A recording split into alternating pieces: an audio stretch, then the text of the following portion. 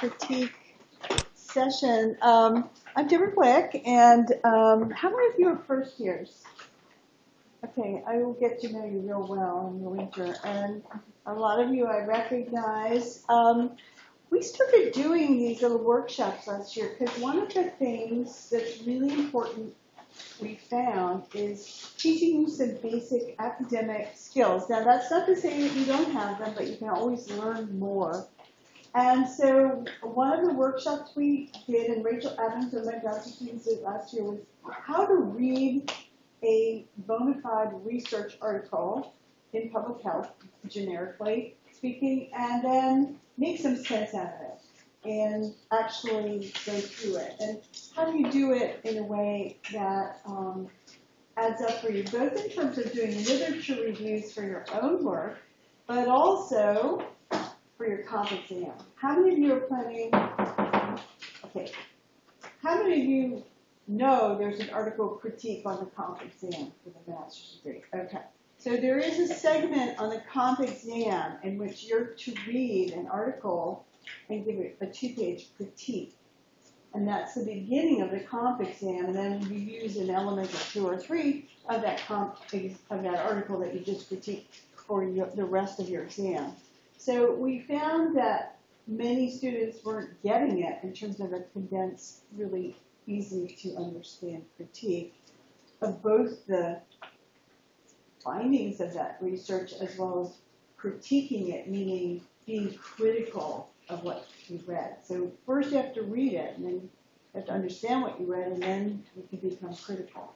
So without more ado, I'm introducing Monique Gill. She's a third-year doctoral student. She's been working in the office next door to mine for a while. She's from Houston. Are you from Houston, or you went to school in Houston? Both. Okay. She is very interested in physical activity, particularly among youth populations. And so she's going to start giving you some tips of the trade in terms of reading articles, thinking about them, and critiquing them. Well, I sat through this last year. I can't this year, but it's a really great little sort of refresher course on how to focus. Turn off your cell phones, turn off your iPads, don't do your video games, just sit and do this for a little while and it'll be good. Okay? All right. All right.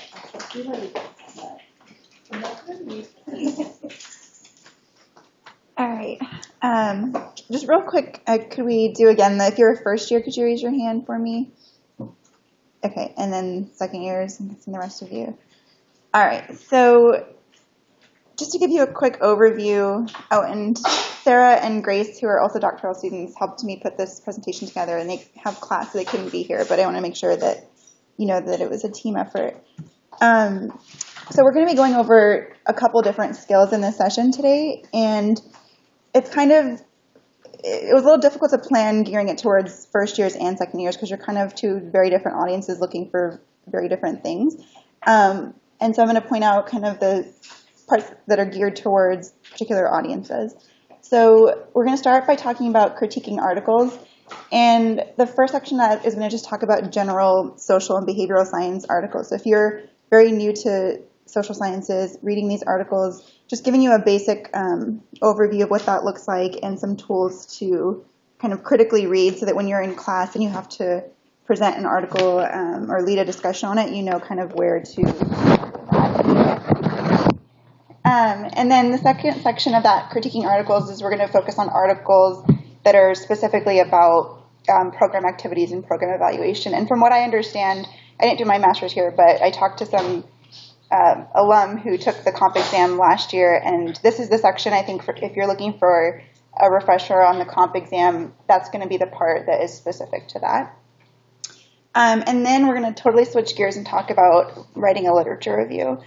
And I'm going to go over the process of that, kind of what I do as I approach writing a literature review, and give you just a couple little tips on that, because it can be a kind of confusing process when you're just getting started.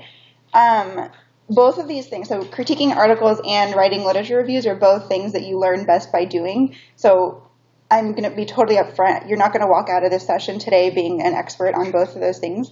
But what I hope is that you have some tools and a place to start, especially if you're a first year and you're just entering this program. It should give you some ideas of where to start and some things that you're going to be exposed to as you go through the 2 years of this program. And your second year, some of this stuff will be definitely a refresher for you, but hopefully it'll be a good way to start preparing for your comps. Okay, so starting with article critiques. So when you're reading an article in the social and behavioral sciences, generally they're going to be articles that are testing a theory. So any second years, can you shout out a theory that you might have learned in 210, I think is the class you're in? What's a public health theory that we use a lot? Health belief model.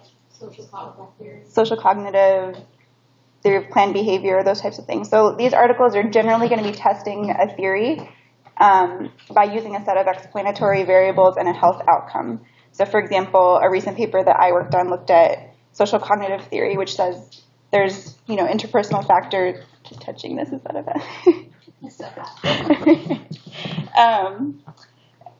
That influences health behaviors, especially among youth populations. And so we looked at social support as our explanatory variable and physical activity as a health outcome.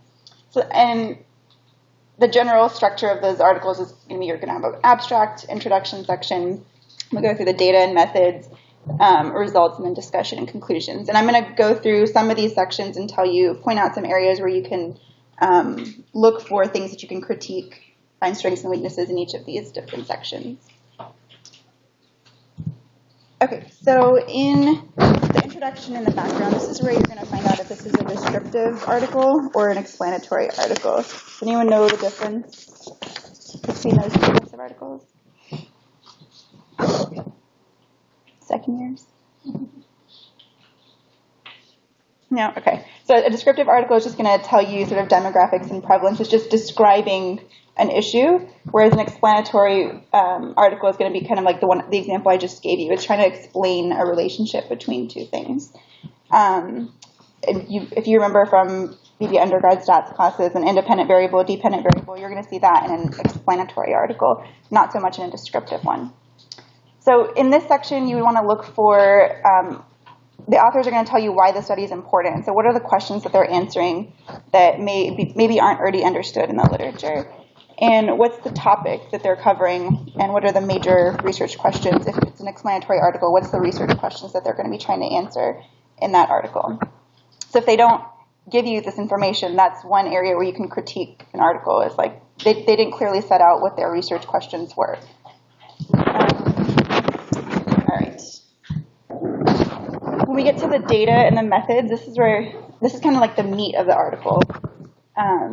So first, you want to think about when was the study done. Was this a one point in time study? Was this something that was done more than once, one time a year for several years? Was it one specific sample that you followed over time? Or even if it was done multiple times, was it a different sample every single time? These are all, the quality of those studies are all slightly different. And as you go through your classes, you'll talk about study design and like what the pros and cons of each of those methods are, and be able to point out, they did this one time cross-sectional, maybe that's a strength of the study, maybe that's a weakness, but that's going to be something to look to that you can critique about it. Where was it done? Was it one geographic location? Was it a nationwide study? Was it in one country, multiple countries? All those things, depending on what your research question is, those things are going to be things you can critique about the article, whether it's a strength that they did it in one specific place, or was that a weakness because maybe you can't generalize the findings because it was done in a very unique neighborhood or something like that. And then how were the data collected? Was it a survey? Was it interviews? Was it just looking at vital statistics in the health department or something like that? Again, each of those things, there's strengths and weaknesses depending on what your research question is. If your research question is about how people think or feel about something and you're using hospital records, maybe that's not the best source of information for that. So that's the type of thing you're going to want to look at. What are you trying to find out, and what is the source of your information, and do those things match up? And then who was studied? Are you looking, is the paper looking at all people? Or are you looking at particular subgroups? And is that relevant for the research question? How many? Sample size is always a big issue. So if you're seeing kind of smaller sample sizes, generally that'll be a weakness. But again, it depends on what your question is. Maybe if it's a qualitative study, a sample size of under 10 is not as bad as if you're trying to do some big statistical analysis with only 10 participants. And then lastly, the analysis. I think this is a section that is a little scary to read sometimes if you're not super familiar with statistics.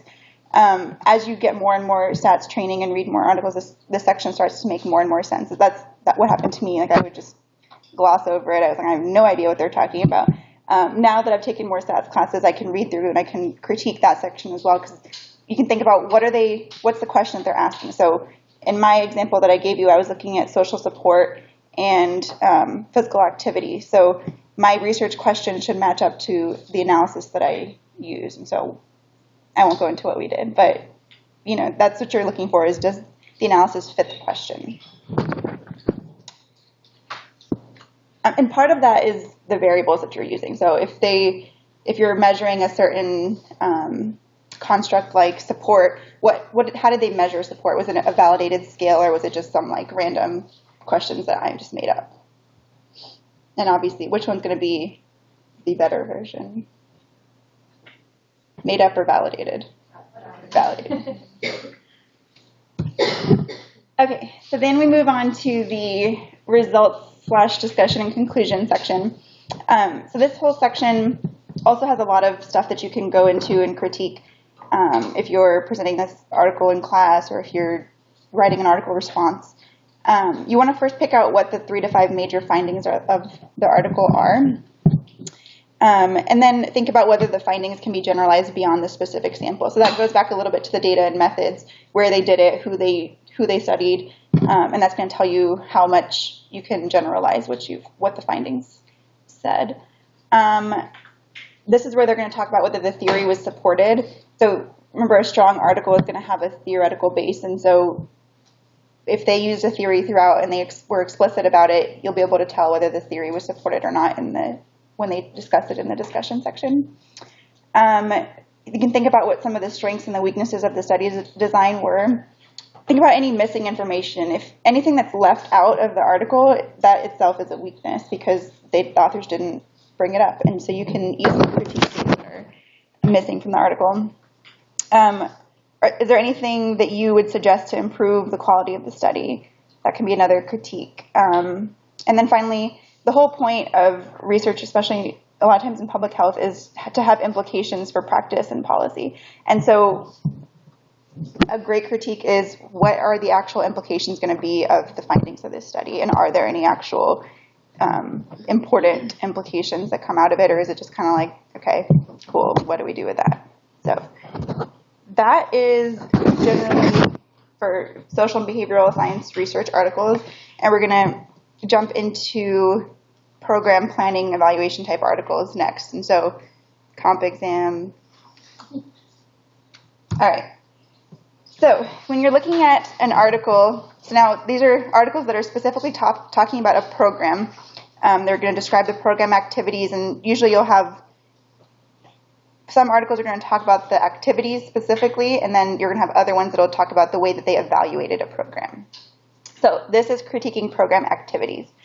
So the first thing that you want to think about is, does the program meet an important need? Is this actually something that the community or the population being studied needs, or is it just something that the researchers decided that they felt like doing? So for people that took 211 A and B last year, what was thinking about your program, what were some of the needs that you were meeting with the program that you developed? I know you take this class for 2 quarters, so you definitely remember.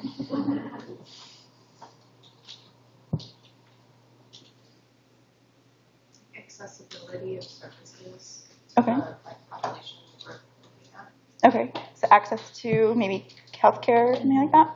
Okay. Culturally competent services. Okay, cool. Culturally competent services. Any others?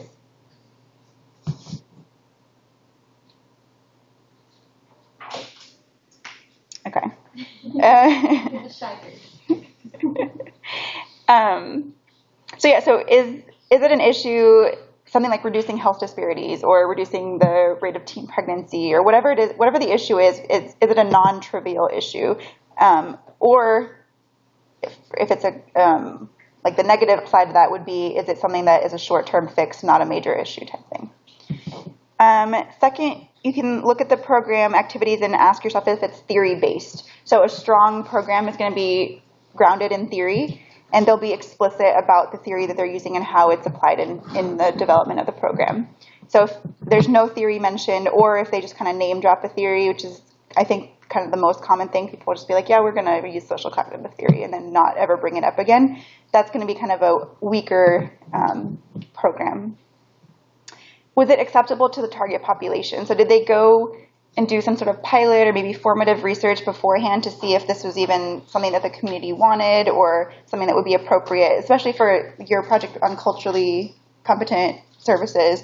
You know, that's not something that we can just know just by making it up. You want to actually do formative research and go in and see what is it that the community wants.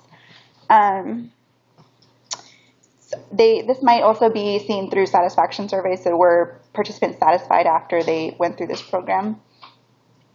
Next, was it effective? So even if it's a meeting an important need, it's theory-based, and it's acceptable to the target population, at the end of the day, if it's not effective, then it's not a program that is strong. If it's not doing what it sets out to do, then, you know, that's not what we want. And so you can think about SMART objectives. Does anyone want to recap what SMART objectives are? Specific, measurable, attainable, realistic, time-bound. So they set out those objectives. Did they meet those objectives? That's what's going to tell you if it's effective or not. Is it replicable? So is this a program that's straightforward and doesn't really depend on like some charismatic individual leading it, like anyone can kind of pick it up and run with it? Or is it something that you have to have these like very specific people can only do it? That's not going to be very replicable. And then lastly, is it sustainable? So is it a program that's cost effective? It kind of builds on existing resources, or maybe you have buy-in from the community, so the community is willing to put up more resources for it. So that's going to be things that are going to make the program more sustainable. All right, that part.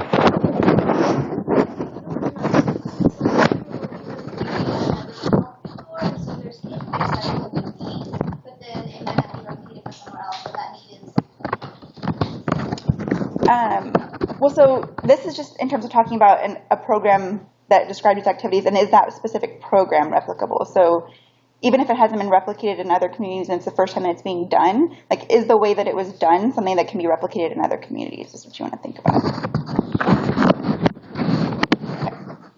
Okay. Then we'll have articles that just focus on program evaluations. This is the other type of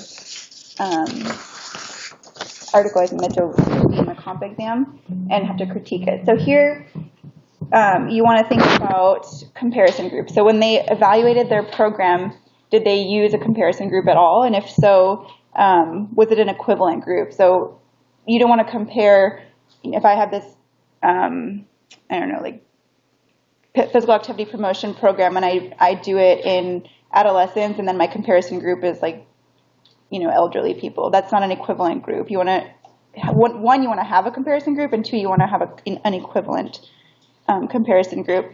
And then did they measure before and after the intervention, or did they just do after?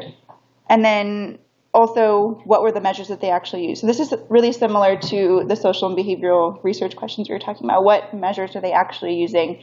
Is it a validated measure of the health outcome, or is it just like a random survey question that was made up? Is it a direct measurement or a proxy for the construct that they're looking at?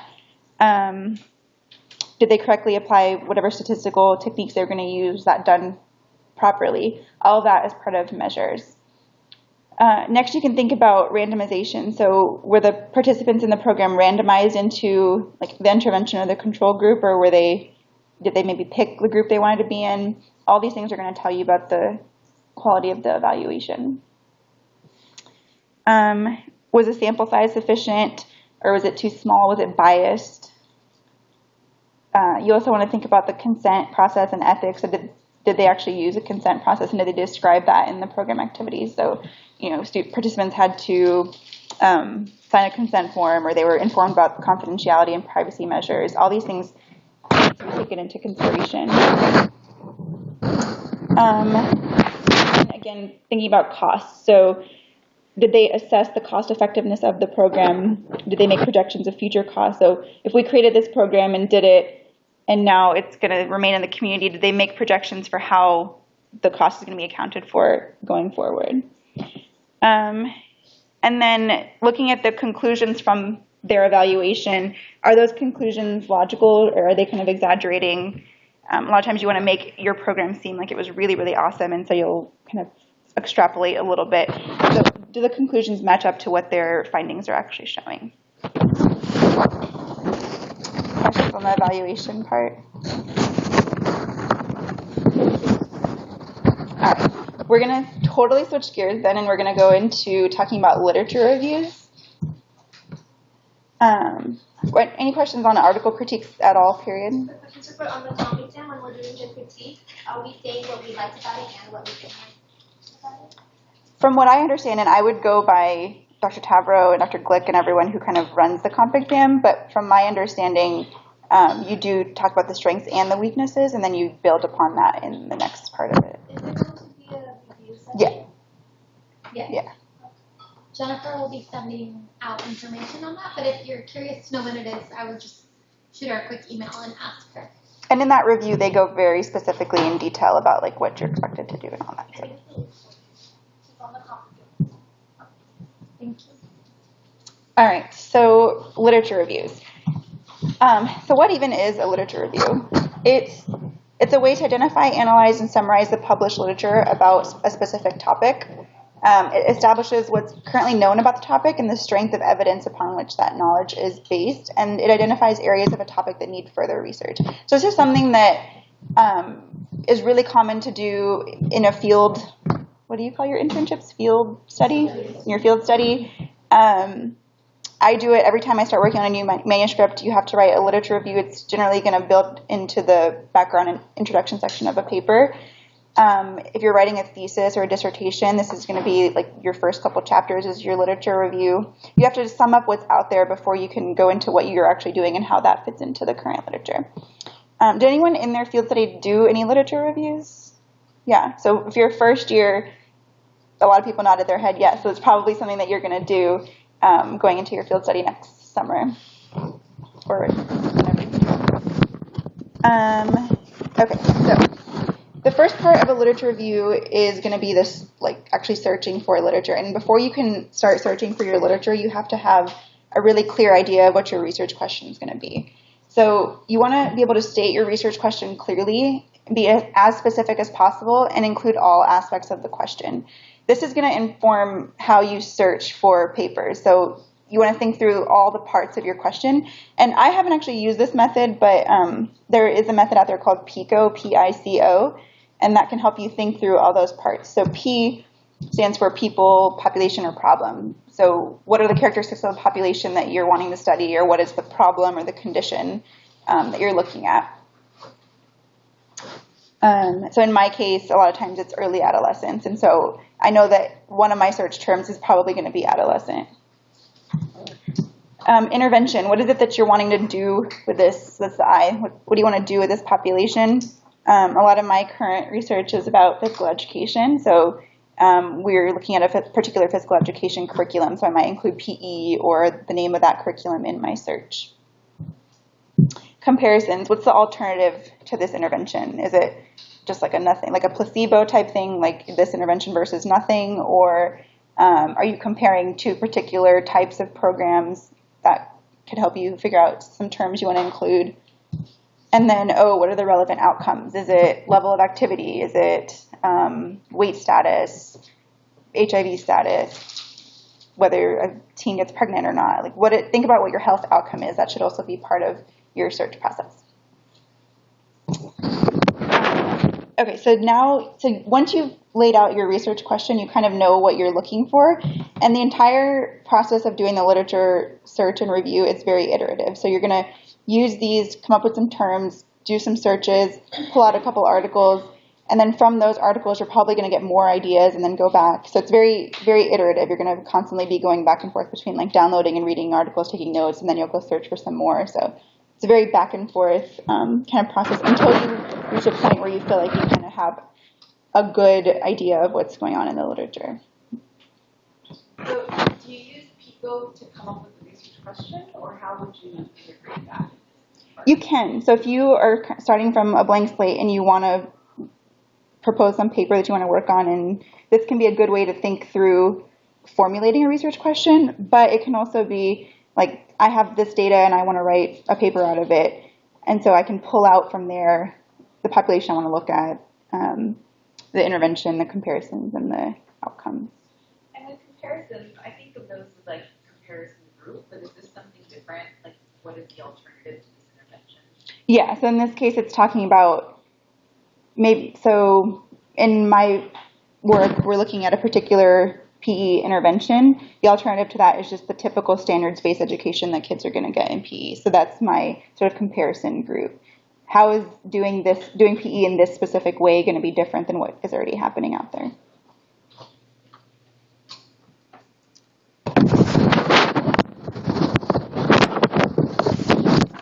Okay, so a little bit about the search. I'm not going to go too much into detail about this because we have a really, really great resource at UCLA, which is the Biomed Library. And there's a librarian there who specializes in public health. Her name is Bethany Myers. So if you want to get the best tutorial on how to use all the databases that are in the library, you should contact her. You can make an appointment and she'll go through and show you some classes here. Like Biostat 406, you actually go to the library one day and like she does the class and teaches all these things. So you may have that in a class already, but if not, definitely reach out to her. She's really, really, really good at this. But quick overview, so there's lots of different databases you can use. The most common ones in public health are PubMed, Web of Science, and Google Scholar. She also, if you're doing some type of research that maybe is connected to other fields, she's a really great resource for knowing outside databases that we're not as familiar with, and resources across campus. So there's so many libraries at UCLA, so she can connect you with the librarian specialist of that subject at another library. And then you can use these things called Boolean operators. Once you have all those search terms that you come up with, adolescent, social support, physical activity, whatever your research question is, you can use these terms and or to sort of limit or broaden your search. And just means the database is going to look for studies that have both terms in there, so kind of like the overlapping part of the Venn diagram, and then or is going to be broadening your search so it can have this or this, so you have a lot more options out there. Any questions on that part? Okay. Definitely seek out Bethany Myers if you want more info on how to be a better searcher. So when I search, usually for articles, Google Scholar will come up with like 20,000 results. The way she teaches you, you'll come up with like 10, and it's exactly what you're looking for. So she's really amazing. All right, so now you've done this search, and you found all these articles, and you've downloaded them. Now what? So the next thing you want to think about is organizing that information, because downloading 50 articles, that seems really intimidating to me. I don't want to sit there and read 50 articles. I don't know if I'm actually going to use them in my literature review. So how do we go through and organize it in a way that's, not taking up your whole life doing this one lit review? So I usually start by reading the abstract to determine if this paper is actually of value to the study that I'm working on. And like I said, you're going to gather 2 to 3 times the amount that you're going to actually use. So filtering through using abstracts can be a helpful way to sort them into, these are the articles I want to read fully. These are the ones I'm just going to kind of skim over. And then here's a pile that's like not super relevant. I might just hold on to them just in case. As you start reading through that pile that you make the ones that you want to read through, you're going to start identifying frequently cited sources within the literature you find. So there's this one guy in our work, Jim Salas, who every single paper, and Tom McKenzie, every single paper cites them. And so I know that in my work, I'm likely going to want to cite, there are probably seminal papers that these papers are citing. So you'll start seeing everyone in this topic is always citing this one paper. You want to go and find that paper. Look for review articles. So review articles kind of do 75% of the work for you because they've already reviewed the literature and kind of broken it down, summarized it, and they're going to have all those citations in there that you can go to and find particular papers that you're looking for. Definitely consider using a citation manager, which does things like Zotero or Mendeley or EndNote. Zotero is free, that's why I use that one. I know with 211 it gets a little complicated because you're all working on one paper. So if you're a first year, I would definitely suggest talking to some second years on how they went through that process when they were gathering their literature. Get some tips on that because I've heard that that can be kind of a complicated process. Okay, so, and in terms of taking notes, so once you've gone through and read these articles, you want to, as you're doing that, you want to take notes, and you have to find a method that works for you. So one of the most commonly used ones is just having a table. So you'd have a table for every single article that you read through, and you'd put the citation, and then you can fill in the study sample, study size, how they collected data, what were the key measures, how did they analyze the data, what were the findings and the strengths and the weaknesses. And then a lot of people will go through and highlight kind of commonalities throughout in each table. So, you know, green highlight might mean like small samples, or blue highlight might mean a specific type of analysis that they did. And using that method, you can kind of go across and see things that are similar across studies. What's something that's missing? What's a gap that you might be able to fill? That's basically what you're looking for in your lit review, is what is the gap in the literature that you're going to be filling. I don't use this table. I just don't like it. What I do is I just take a Word document, and every article has its own little page, and I just take notes on it as I read through. So I'll take a few notes on the background section, but mainly I want to know what they did. Exactly the same stuff. I want to know their sample. I want to know how they collected data and what their key measures were and what their findings were. And then I do the same thing with highlighting. I'll go through and start finding patterns across the studies that I've read and just highlight. And then from that point, I take those highlighted things and I start to sort them into kind of like a rough outline of my lit review. And that's what I'm going to show you real quick. So this is a paper that I wrote. This is not the paper, but this is for a paper that I wrote a while back on quality of physical education in middle schools. And so as I went through, I had taken notes on all these papers, and I had highlighted different commonalities across these papers, and then I started sorting them into different sections. So I created a section on what are the health benefits of physical activity. And these are all sources that I had used, and I just copied and pasted with the citation that stuff into this section. So now I've taken it from article by article to starting to put it into like sections that are going to be in my literature review. These are all things that I found about theory. Then I had stuff about the role of schools and PE. Then I had stuff about, you know, the requirements and the recommendations for PE. And then what are some of the problems? What are the barriers to good physical education? I think that's the last one. So yeah, so once I had them organized in this format, it was really easy to start writing, where's my mouse? The literature review, because everything is already organized in this outline format. Did you decide what these like topics or themes were going to be before you started reading, or they became clear as you were reading? They became clear as I was reading. So I noticed that a lot of these articles are talking about barriers, and so I definitely want to bring that up in my literature review. As I was looking at the samples, I know a lot of them are not multi-ethnic samples, and so I know that that's something that I want to talk about as a limitation to what's currently out there and how our sample is going to, our study is going to fill that in. So yeah, definitely not beforehand. It comes out as you read. You'll start to see commonalities. Okay, so now you have this outline. Do you have a question? How long did that take you? A long time. Yeah. Like how many hours did you say you spent on literature review? So my approach is different when I'm writing a paper for class versus when I'm writing a paper for publication. So if I were doing this for class, I would probably spend like maybe 4 or 5 hours on this process, maybe more depending on kind of how much the paper is worth for grade. But if it's for publication, I spent, like 2 or 3 weeks on this.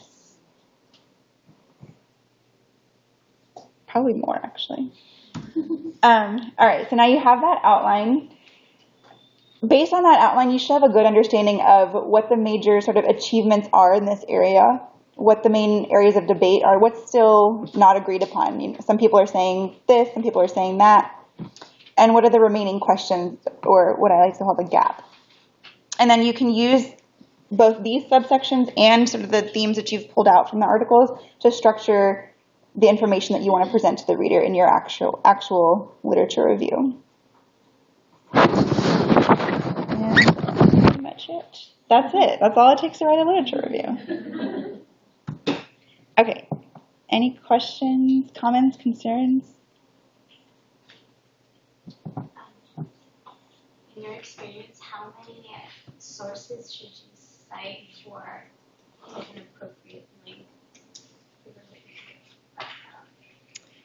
It really depends. A lot of journals these days are putting limitations on the number of references you can have, and so I'd say most of the time in total across the entire paper I have like 30 to 40 citations. Again, for class it's totally different because it just kind of depends what the assignment is. But I think that you'll reach a point of saturation where you're finding the same information or you're finding the same papers cited over and over again, and there's no need to kind of go any further once you've reached that point.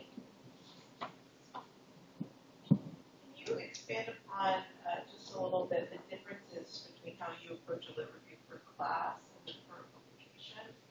So for those of us who are about to do this for class, Okay, for like 211 type class? Or, any kind of course. Okay. If you're a second year, feel free to chime in because it's been a long time since I did my master's. And I think for class, you want to do a really similar process to this, but you want to just kind of, I don't think you need to be as extensive and as thorough because likely you're not going to be publishing that paper. You definitely want to make sure that you still have a good general sense of what's out there. And there's no right or wrong. I don't have like a concrete answer for you because there's no really right way to do it or wrong way to do it. The more time you spend on it is better, obviously. But I think if you're able to go through and kind of pick out, like after reading maybe a handful of articles, you're able to see, okay, this is kind of what everyone is saying. They're all saying the same thing. That must be that's just what's out there in the literature. And also they're all kind of identifying the same gap. Then you may have reached a point where that might be enough for that paper. Does that kind of help a little bit? I know it's not like a really specific answer, but. I think I'm just thinking about like time management and how to approach because I take a lot of notes on articles, and I'm already discovering that I can't really do that. I can't do my usual note taking. Yeah. This year. So I'm just trying to think about, best approaches, just from the get-go of, I will spend this amount of time or I will look at this amount of sources kind of stuff if you have any. I would be more strategic about the way you read the article also. Not every single sentence in that article is going to be important. So if you can get what you need by just reading maybe the methods and results or discussion, do that. A lot of background sections are going to be pretty identical. So you can, if you already know kind of what the problem statement is and what is out there in literature and you just want to know how they did what they did, just jump over that section and go straight there. I think to add to that, another time saver is, like you mentioned, to focus on like the reviews and the meta-analyses, because if you spend more time on those, I think sometimes when you come across other articles, they're kind of just, it's redundant, Mm-hmm. it's already been covered. Yeah. Yeah, definitely. Other questions? And PubMed lets you search by reviews and meta-analysis too. So you can filter by those types of articles.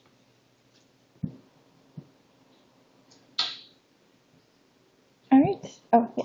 I'm curious about because I know we were talking about literature reviews for publications in class, but like over the summer, I helped a literature review to help inform the direction for a program. So do you see any differences in the way you approach the literature reviews if you say you're not doing it to fill a gap necessarily, but just to see like what works and what you should replicate? Yeah, so in general, the bones of it are going to be pretty much similar. You're going to be looking for slightly different types of articles, and your deliverable might look different. So your preceptor might ask you to just, like, I just want a bulleted list of what's out there and what works and what doesn't work. It doesn't need to be like a full-out background section of a paper. Okay. So the 5 to 6 hours that you were talking about, would you think that would hold true for like something timed like the comps, or like you were saying that was for like a paper? I didn't take your comp exam, so I don't want to like say something that's not true about it. I would talk to somebody, either like a professor or somebody that took it, because I don't even know if you do like a literature search for that. I have no idea. Yeah, I think that in the comp review session, we'll definitely cover that. And if you want to know sooner, then definitely talk to other people that have taken it. Yeah.